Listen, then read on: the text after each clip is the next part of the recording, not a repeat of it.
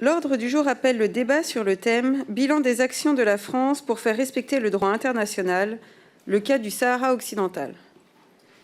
Ce débat a été demandé par le groupe de la gauche démocrate et républicaine. À la demande de ce dernier, il se tient en salle Lamartine afin que des personnalités extérieures puissent être interrogées. La conférence des présidents a décidé d'organiser ce débat en 2 parties. Nous commencerons par une table ronde en présence de personnalités invitées d'une durée d'1 heure, puis nous procéderons, après avoir entendu une intervention liminaire du gouvernement, à une nouvelle séquence de questions-réponses d'une durée d'1 heure également.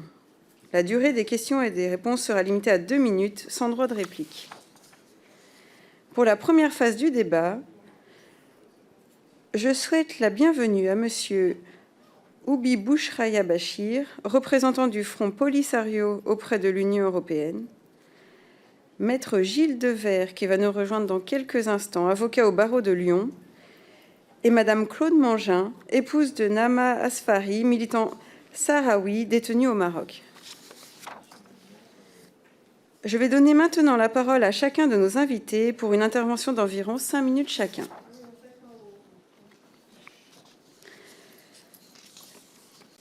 La parole est à Monsieur Oubi Bouchraya Bachir. Je vous en prie. Bonjour, Madame la Présidente. Tout d'abord, permettez-moi d'exprimer mes sincères remerciements à l'égard du groupe de la gauche démocratique républicaine et en particulier au député Jean-Paul Lecoq pour cette initiative. Étant donné le peu de temps dont nous disposons, je vais devoir limiter mon intervention au point suivant. Depuis le 13 novembre 2020, la guerre est malheureusement reprise au Sahara occidental et le cessez-le-feu s'est effondré après 30 ans d'attente, nous ramenant à la case départ avec des répercussions préoccupantes qui se profilent déjà à l'horizon, menaçant la sécurité et la stabilité dans la région. À qui incombe la responsabilité d'une telle situation ? La France est-elle impliquée dans la mesure où le débat aujourd'hui porte sur son respect du droit international? En effet, la France, non seulement elle a failli à ses obligations en matière de droit international, mais elle a aussi clairement soutenu et encouragé le Maroc à se rebeller contre la légalité internationale. À l'intérieur comme à l'extérieur du Conseil de sécurité, la France a soutenu le Maroc dans son rejet du référendum, a défendu la proposition unilatérale du Maroc relative à l'autonomie et a agi pour bloquer tout effort visant à permettre à la MINURSO de surveiller la situation des droits de l'homme. C'est encore la France, principalement la France, et peut-être même seulement la France, qui agit en leader au sein de l'Union européenne pour contourner les différentes décisions de la Cour de justice. Madame la Présidente, permettez-moi de vous dire qu'au Sahara occidental, mais aussi dans la plupart des pays du voisinage immédiat, nous sommes plus que mécontents de cette immuable position de la France, favorisant le Maroc au détriment des intérêts des autres pays de la région. Ce copinage a mis le Maroc sur la voie de l'arrogance, le conduisant à être intransigeant, extrémiste, belliqueux, parvenant finalement à ramener le conflit aux affrontements militaires et peut-être qu'il rumine des plans à même de conduire toute la région vers une situation irréparable. La France est responsable de cette situation et l'instabilité ne prendra fin que si la France équilibre sa position. Qui est responsable de l'échec du processus de paix ? Certainement pas le Front Polisario qui savait dès le départ que la paix avait un prix qu'il fallait payer. Nous avons réglé notre partie de la facture très généreusement avec parfois des risques importants. Cependant, l'autre partie n'avait pas l'intention d'avancer d'un iota.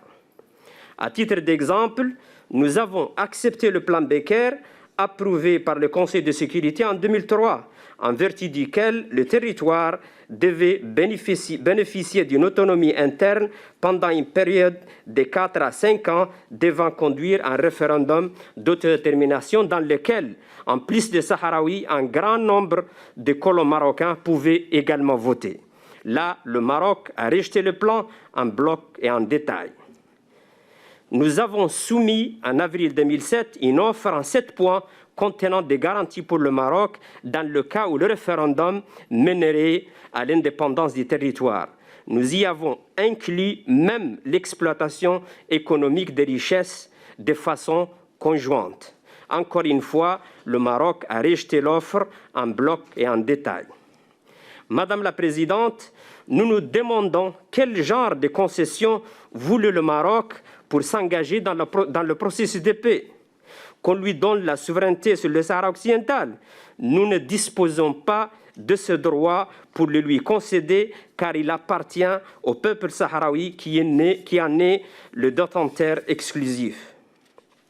Concernant la soi-disant proposition marocaine de l'autonomie, elle n'est pas une solution de compromis, ni même une solution tout court.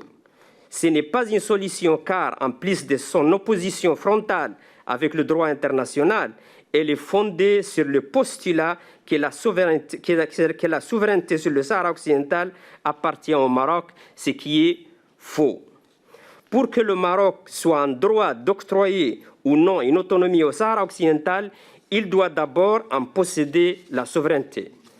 On ne peut pas la qualifier de solution de compromis non plus, car le fond, la base fondamentale, ce qui est véritablement en jeu au conflit, est de déterminer le statut final du Sahara occidental.